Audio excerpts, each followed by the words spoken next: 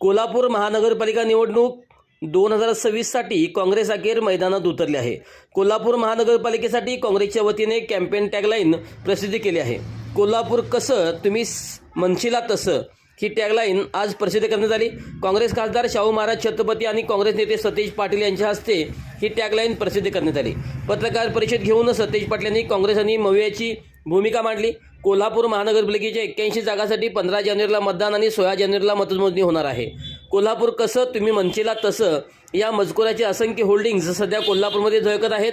कोल्हापूर शहरात प्रवेश केल्यापासून ते शहरातील मुख्य चौकामध्ये भले मोठे होल्डिंग्स पाहायला मिळत आहेत।